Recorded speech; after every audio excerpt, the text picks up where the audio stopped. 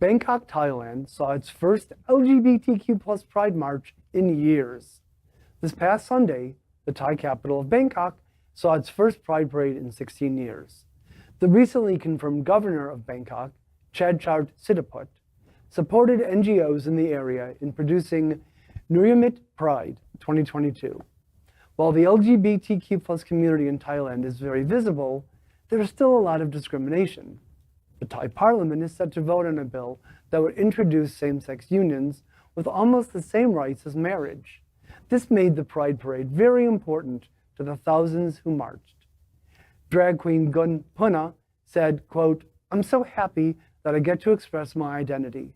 I get to tell people we are not despicable in society," end quote. Heartbreaking. But incredible that they get to, but wonderful that they get to have a pride though. Al, you've been to 186 countries or some crap like that you're constantly saying. How is Thailand when it comes to LGBTQ?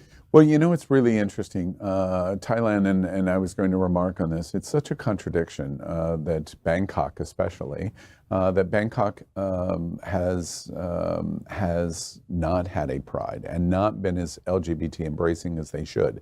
And the reason is all the way back to the days of the Vietnam War. The Broadway musical Miss Saigon is about Bangkok, not Vietnam. It's about American soldiers that are in Bangkok. And why are they in Bangkok?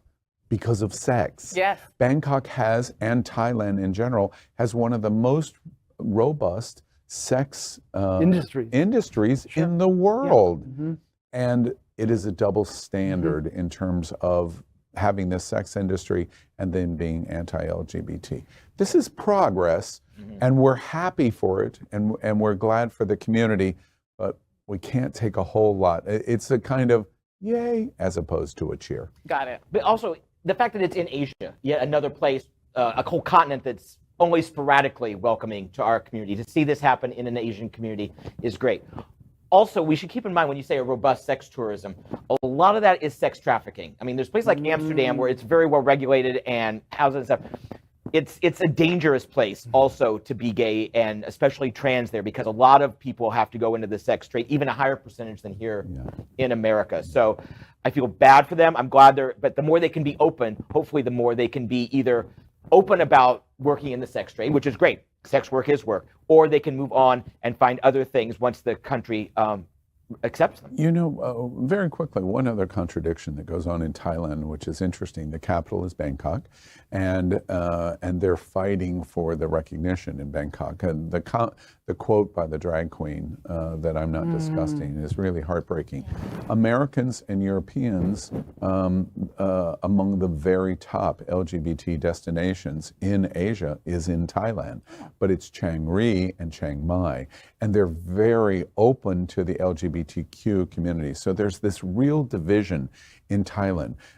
There is New York City and Boston and West Hollywood, and then there's Mobile, Alabama, and Birmingham, and Bangkok is more of a Birmingham, and that's what happens in Thailand.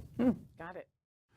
LGBTQ plus news is vital for our community and for the broader world as a whole. We have enough enemies at Fox News. Tucker, Sean, and Laura are loud. We need passionate allies. Happening Out Television Network, Queer News Tonight, and It's Happening Out are literally out of the closet and into the headlines. Our community needs your support. Like this broadcast and subscribe now to ensure the